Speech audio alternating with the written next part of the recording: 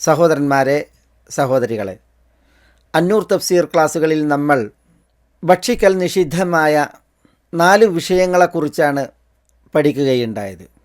ഇന്നമാ ഹറമ അലൈക്കുമുൽ മൈതത വദ്ദമ വലഹ്മൽ ഖിൻസീരി വമാ ഉഹില്ല ബിഹി ലിഗൈരില്ലാഹ് എന്ന വിശുദ്ധ വചനമടങ്ങിയ 4 നിഷിദ്ധങ്ങൾ. ഈ 4നെ കുറിച്ച് നമ്മൾ സവിസ്തരം പഠിക്കുകയുണ്ടായി.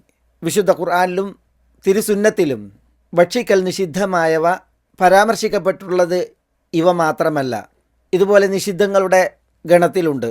നമ്മൾ അതിനെക്കുറിച്ച് ചിലത് പഠിച്ചിട്ടുണ്ട്. എന്നാൽ ഭക്ഷിക്കൽ നിഷിദ്ധമായ വസ്തുക്കളെ എണ്ണിയ വചനങ്ങളിലെല്ലാം ഈ 4 മൈതത്ത് ശവം, ദം ചോര, ലഹ്മു ഖിൻസീർ പന്നിയിറച്ചി, മാ ഉഹില്ല ബിഹി ലിഗൈരില്ലാഹ് അള്ളാഹു അല്ലാത്തവർക്കായി അറുക്കപ്പെട്ടത്, ഈ 4 എണ്ണപ്പെട്ടിട്ടുണ്ട്. അത് തേടുന്നതും അറിയിക്കുന്നതും ഭക്ഷ്യയോഗ്യമല്ലാത്ത, ഹിതകരമല്ലാത്ത, വിശുദ്ധവും വിശിഷ്ടവുമല്ലാത്ത വസ്തുക്കളിൽ ഏറ്റവും കടുത്തതും വർജ്യവുമായത് ഈ 4 ആണ് എന്നുള്ളതാണ്. ഇവ 4 ഒരു വിശ്വാസിയെ സംബന്ധിച്ചിടത്തോളം ഭക്ഷിക്കൽ കടുത്ത പാപമാണ്, കൊടിയ തെറ്റാണ്. നിഷിദ്ധങ്ങളുടെ ഗണത്തിൽ ഇവയാണ് പ്രധാനമായും പ്രമുഖമായും വർത്തിക്കുന്നത് എന്നതാണ് അതിൻ്റെ തേട്ടം. ഈ തുടർച്ചയിൽ ഇനി നമുക്ക് പഠിക്കുവാനുള്ളത് ഫമനി തുറ ഗൈറ ബാഗിൻ വലാ ആദിൻ ഫലാ ഇസ്മ അലൈഹി ഇന്നല്ലാഹ ഗഫൂറുർ റഹീം എന്ന ഭാഗമാണ്. ഈ ഭാഗം കുറേയേറെ വിഷയങ്ങൾ ഉൾക്കൊണ്ട ഭാഗമാണ്. അതിൽ കുറേ ചരിത്രങ്ങൾ, പിന്നെ അടിസ്ഥാന വിഷയങ്ങൾ, നിയമങ്ങളും പൊരുളുകളുമായി പലതും ഇവിടെ നമുക്ക് മനസ്സിലാക്കുവാനുണ്ട്.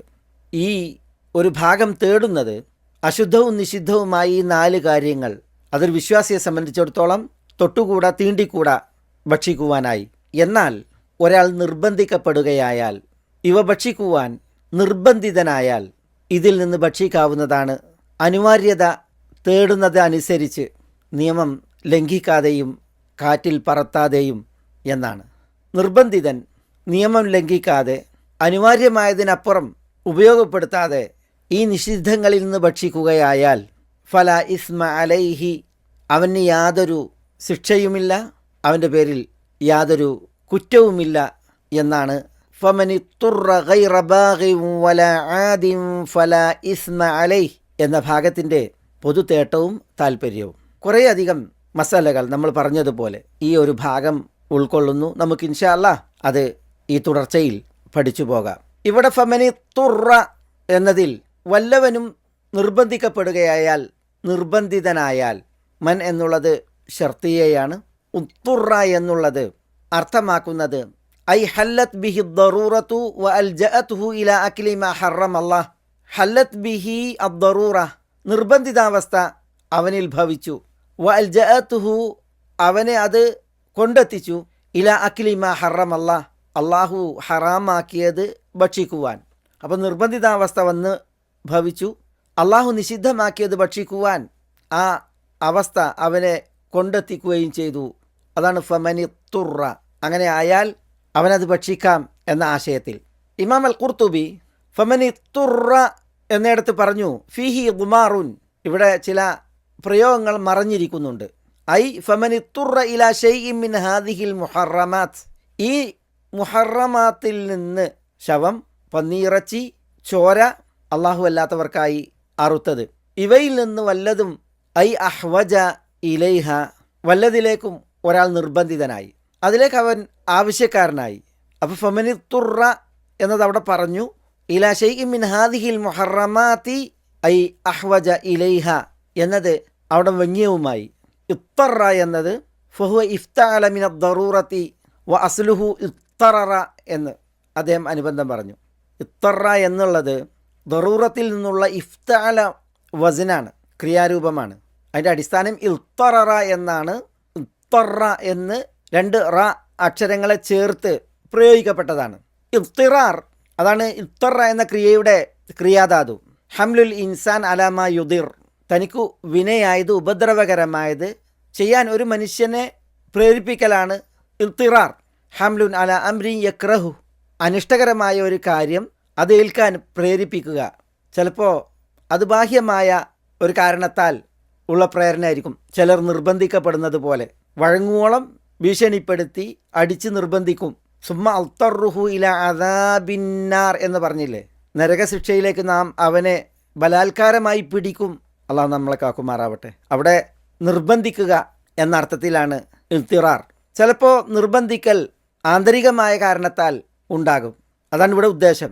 വിശപ്പ് കഠിനമായാൽ ശവം തിന്നാൻ നിർബന്ധിതനാകുന്നത് പോലെ ഇവിടെ ആരും നിർബന്ധിക്കുകയല്ല ബാഹ്യമായിട്ട്, പ്രത്യുത ആന്തരികമായി ഒരാൾ വിശപ്പിനാൽ നിർബന്ധിതനാവുകയാണ്. അതാണ് ഫമനി തുറ എന്നുള്ളിടത്ത് ഇൽത്തിറാർ. ചിലപ്പോൾ ബാഹ്യവും ആന്തരികവുമായ കാരണങ്ങളാൽ നിർബന്ധിതമാകുന്ന അവസ്ഥ വരും. അമ്മ യുജീബുൽ മുത്തറ ഇദാ ദഅ, നിർബന്ധിതൻ ദുആ ചെയ്താൽ ഉത്തരം നൽകുന്നവൻ ആര് എന്നിടത്ത് മുത്തർ നിർബന്ധിതനാണ്. ആ നിർബന്ധിതാവസ്ഥ ബാഹ്യമായ കാരണങ്ങളാവാം, ആന്തരികമായ കാരണങ്ങളാലാവാം. ഏതായാലും അല്ലാഹു സുബ്ഹാനഹു വ തആല ഇവിടെ ഫമനി തുറ എന്ന് പ്രയോഗിച്ചു. ആ തുറ എന്നുള്ളത് തേടുന്നതും അർത്ഥമാക്കുന്നതും എന്ത് എന്നത് പ്രാമാണികർ വിശദീകരിച്ചതാണ് ഇവിടെ ഉണർത്തിയത്. ഫമനി തുറ എന്നാൽ വല്ലവനും നിർബന്ധിക്കപ്പെട്ടു, നിർബന്ധിതനായി.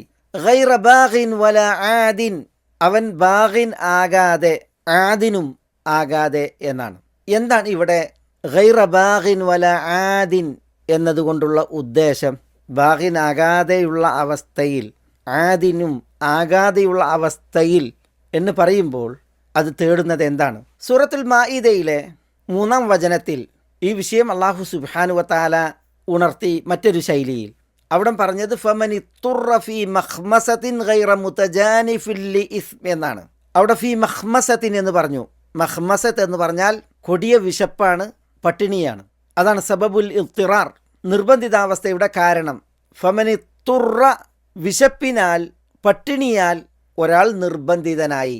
ഗൈറ ബാഗിൻ വല ആദിൻ, അതിൻ്റെ ഉദ്ദേശം മാഇദയിലെ ഈ ആയത്തിൽ പറഞ്ഞത് ഗൈറ മുതജാനിഫിൻ ലിഇസ്മ, തെറ്റിലേക്ക് ചായാത്ത വിധം എന്നാണ്. അപ്പോൾ തെറ്റിലേക്ക് ചായാതെ വിശപ്പിനാൽ നിർബന്ധിതനാകുന്നവൻ, അവൻ ഈ പറയപ്പെട്ട നിഷിദ്ധങ്ങളിൽ നിന്ന് തിന്നുന്നതിൽ ഫലാ ഇസ്മ അലൈഹി, യാതൊരു കുറ്റവും ശിക്ഷയും ഇല്ല എന്നുള്ളത്.